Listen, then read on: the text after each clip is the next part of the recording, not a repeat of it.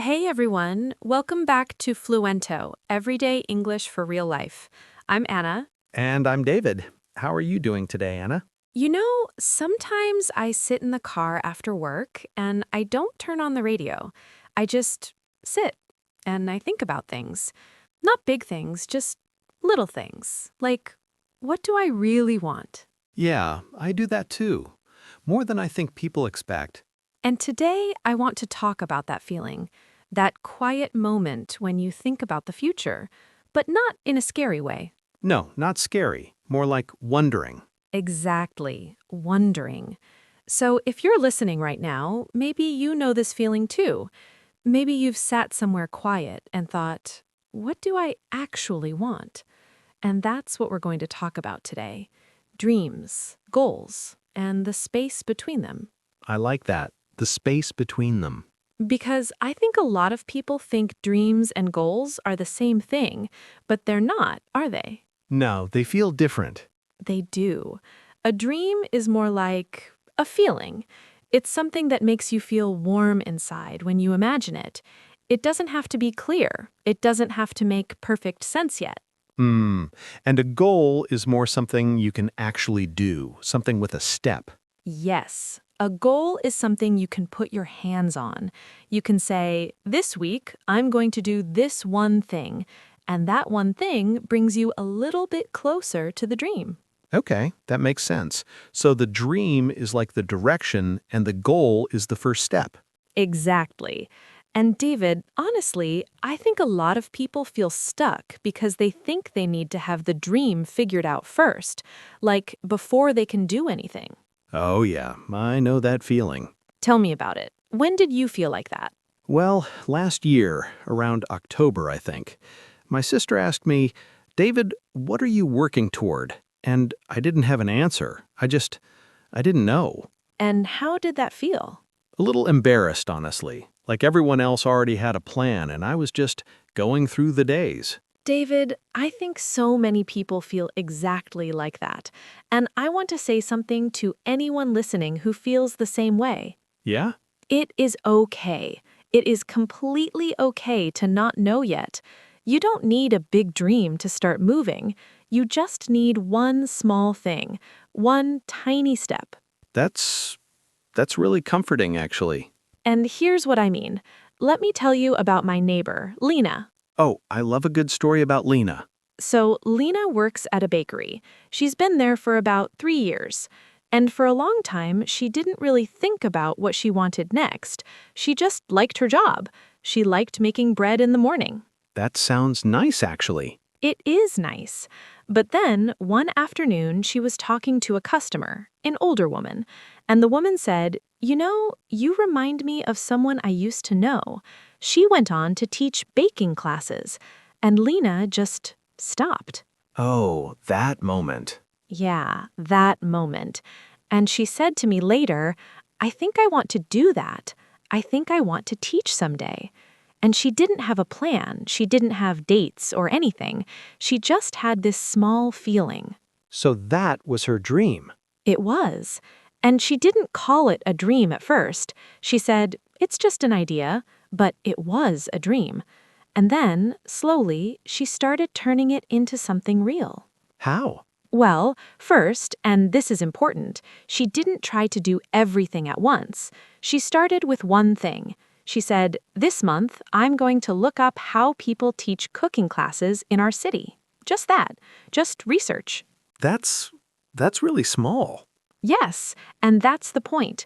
It was small enough that it didn't feel frightening.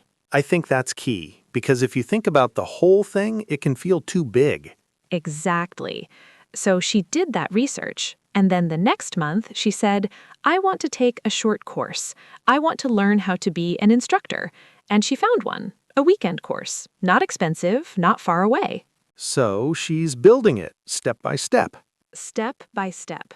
And now, and this is only about 8 months later, she's actually planning her first class, for real, in the spring. Wow, from just an idea to planning a class in less than a year. And she didn't have a big plan from the start. She just kept saying, okay, what's the next small thing I can do? I like that question. What's the next small thing? It's a good question, and I think it works for so many things in life, not just big dreams, even everyday things. Like what? Well, like learning English. If you're listening to us right now, you are already doing something. You're listening. That is a step. You might think it's just a podcast, but it's not just a podcast. You're practicing. You're hearing new words. You're following a conversation. That counts. It really does count. And maybe your dream is to feel confident in English, to have a conversation at work, to understand a movie without subtitles, whatever it is. You don't need to be perfect right now. You just need to keep going, a little bit at a time.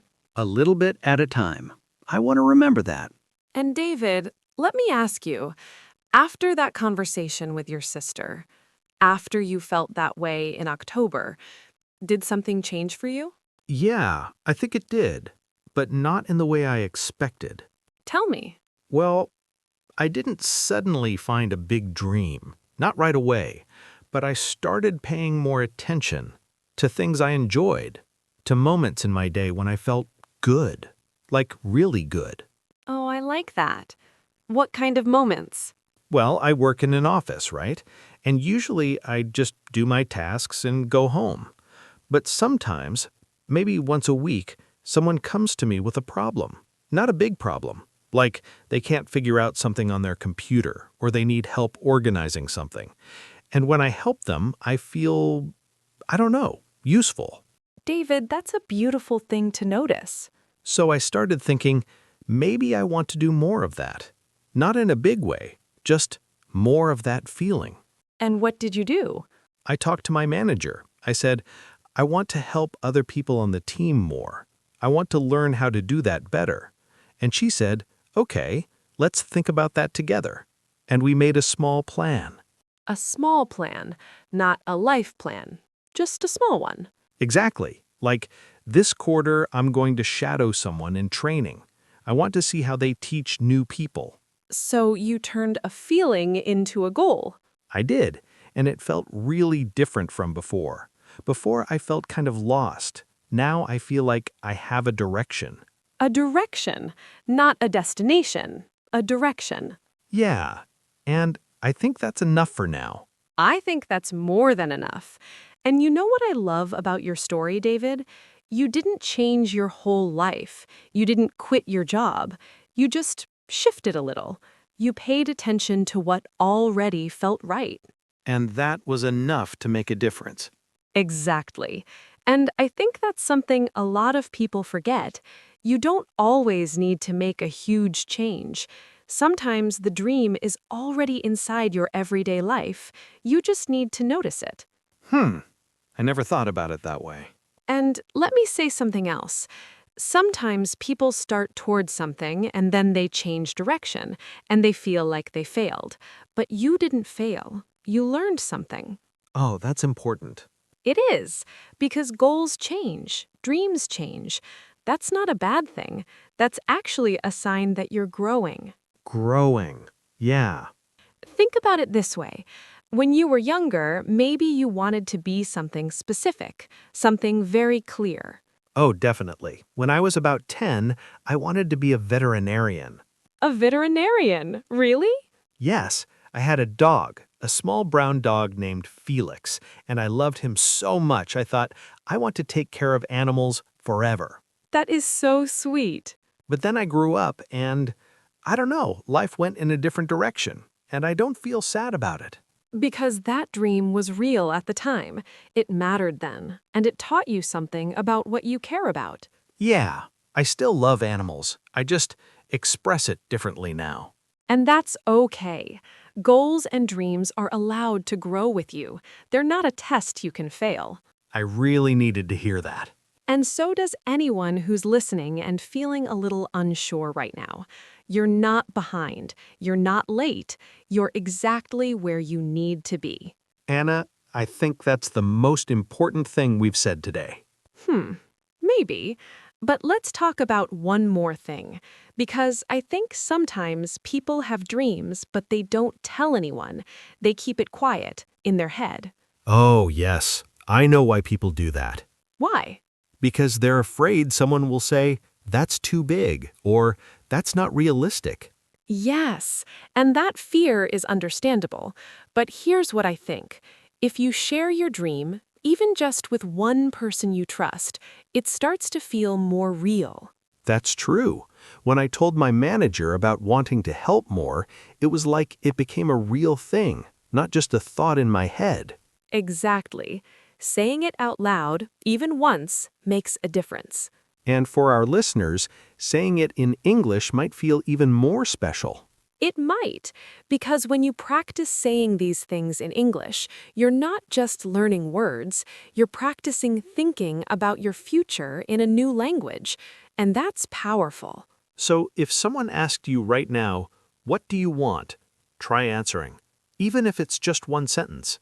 Yes, you could say, I want to, and then just say what comes to your mind, even if it's small, like, I want to read more, or I want to learn something new this year. Those are goals, and they're beautiful. And you could say, "In the future, I hope to, too." Yes, in the future, I hope to. That's a wonderful way to talk about dreams, because it's not a pressure, it's just a hope. A hope? I like that better than a plan sometimes. This week I'm going to, that's for your goals. The small ones, the ones you can actually do right now.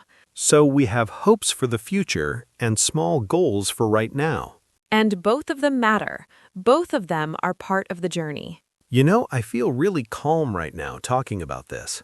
Me too. I think that's because we're not talking about pressure, we're talking about possibility. Possibility. That's a nice word. It is. And I want to leave that word with you, everyone listening. Your life is full of possibility. You don't have to see it all right now. You just have to take one small step and then another. One small step. And David, before we go, let's bring it all together, just gently, the way we talked today. Sure. So, we talked about the difference between dreams and goals. Dreams are the big feelings, the hopes, the things that make you feel something when you imagine them. And goals are the small, real steps you take to move toward those dreams, or even toward a new direction. And we said that you don't need a clear dream to start. You just need to pay attention to what feels right and take one step at a time. And it's okay if your dreams change. That's not failure. That's life. And talking about your hopes in any language makes them feel more real. And progress doesn't have to be fast. Slow is fine. Quiet is fine. Quiet steps. Quiet steps. I love that. So, if you're listening, thank you for being here, for taking this time. And we'd love to hear from you. In the comments or wherever you can reach us, tell us, what is one thing you want? It can be small, it can be big, it can be something you've never said out loud before. We want to know. And if you can, try writing it in English, even just one sentence. That's practice, and that's a goal in itself. You're doing great, really. And we'll be here next time talking about something else that matters. Take care of yourselves. Take care, and remember, quiet steps.